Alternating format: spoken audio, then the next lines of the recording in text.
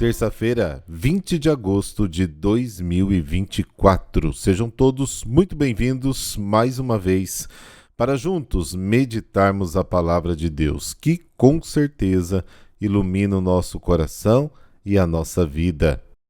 Este podcast é um oferecimento. Supermercado Cambará. A garantia do melhor preço e aquele atendimento que você merece e faz a diferença. Econorte, revendedora Ford Kia. Ideal para você. A sua concessionária em São José dos Campos e Caraguatatuba, São Paulo. Farmácias Vale Verde. Mais que farmácia, nosso atendimento inspira saúde, beleza e bem-estar. Os contatos dos nossos apoiadores estão na descrição deste podcast. O evangelho de hoje é a continuação imediata do evangelho de ontem. Relata o comentário de Jesus sobre a reação negativa do jovem rico.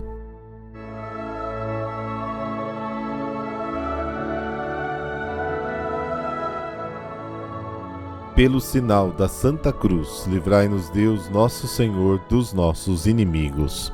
Ó Deus, que fizestes do abade São Bernardo, inflamado de zelo por vossa casa, uma luz que brilha e ilumina a Igreja, dai-nos por sua intercessão o mesmo fervor para caminharmos sempre como filhos da luz. Amém.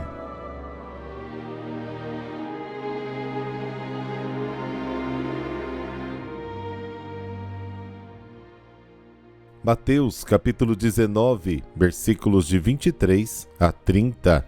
O Senhor esteja convosco, Ele está no meio de nós. Proclamação do Evangelho de Jesus Cristo segundo Mateus. Glória a vós, Senhor.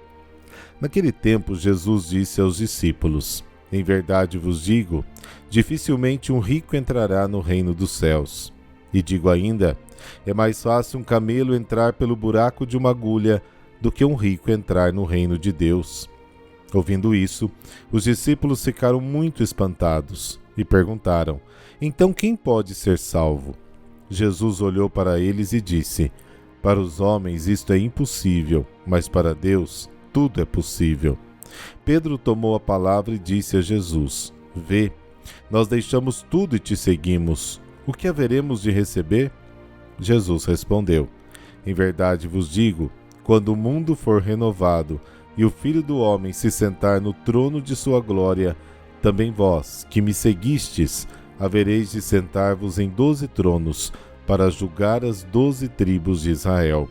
E todo aquele que tiver deixado casas, irmãos, irmãs, pai, mãe, filhos, campos, por causa do meu nome, receberá 100 vezes mais e terá como herança a vida eterna. Muitos que agora são os primeiros serão os últimos, e muitos que agora são os últimos serão os primeiros. Palavra da salvação. Glória a vós, Senhor.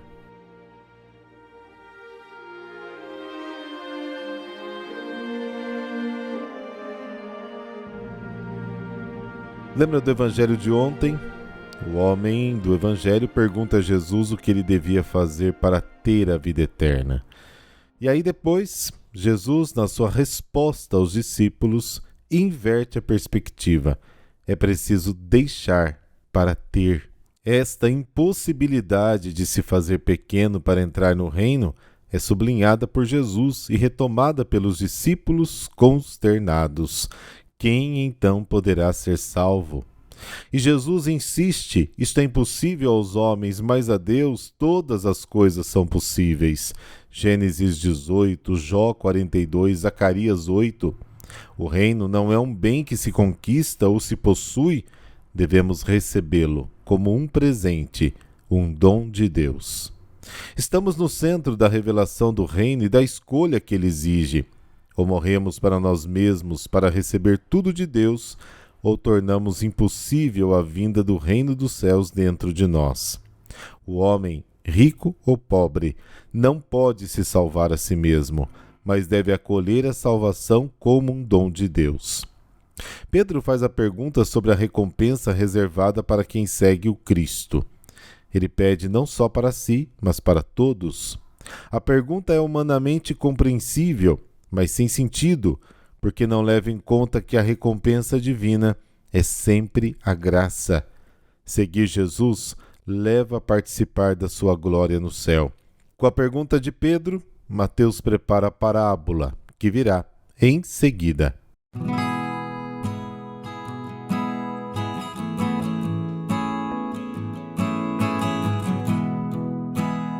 Hoje a igreja celebra São Bernardo de Claraval. Ele nasceu em 1090 em Fontaines, na França, em uma família opulenta.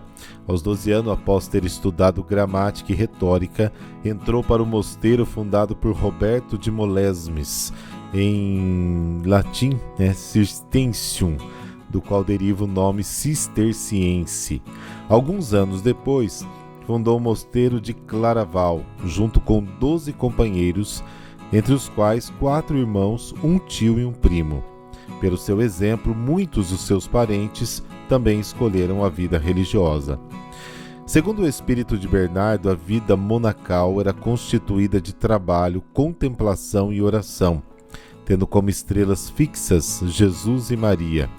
Para o abade cisterniense, Cristo era o centro de tudo. Dizia ele: para mim, nas discussões ou conversas, se não for pronunciado o nome de Jesus, nada tem sentido. Maria, escreve Bernardo, leva a Jesus, dizia ele. Nos perigos, nas angústias, nas incertezas, deve-se elevar o pensamento a Maria, invocar Maria, que ela jamais saia dos nossos lábios, jamais se separe do nosso coração. Para obtermos ajuda na oração, jamais devemos esquecer seu exemplo de vida. Se a seguirmos, não nos perderemos. Se rezarmos a ela, não nos desesperaremos. Se pensarmos nela, não erraremos. No seu escrito de Diligendo Deo, Bernardo indica o caminho da humildade para atingir o amor de Deus. Exorta a amar o Senhor sem limites. Para o monge cisterniense, os degraus fundamentais do amor são 4. Primeiro, o amor de si para si. Primeiro o homem ama-se a si mesmo. Depois, vendo que sozinho não pode viver, começa a buscar a Deus por meio da fé. Segundo, o amor de Deus para si. No segundo degrau, portanto, ama a Deus para si e não para ele. Porém, deve começar a frequentar a Deus e a honrá-lo segundo as próprias necessidades. Terceiro, o amor de Deus por Deus. A alma passa para o terceiro degrau, amando a Deus não por si mesmo, mas por Ele. Neste degrau se detém longamente. Aliás, não sei se nesta vida seja possível chegar ao 4º grau. E qual seria então o 4º grau? O amor de si por Deus. Aquele amor em que o homem ama a si mesmo somente por Deus.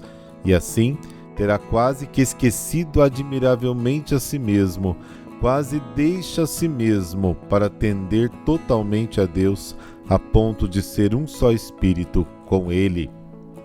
Entre os escritos do abade cisterniense há também um famoso elogio da ordem monacal militar dos Templários, fundada em 1119 por alguns cavaleiros, sob a guia de Hugo de Payns, feudatário da região de Champagne e parente de Bernardo. No seu livro De Laude Nove Militae ad Militis Templi, escreve assim os cavaleiros do templo, abre aspas, são vestidos de modo simples e cobertos de pó, rosto queimado pelo sol e olhar orgulhoso e severo. Antes da batalha, amam-se interiormente com a força da fé.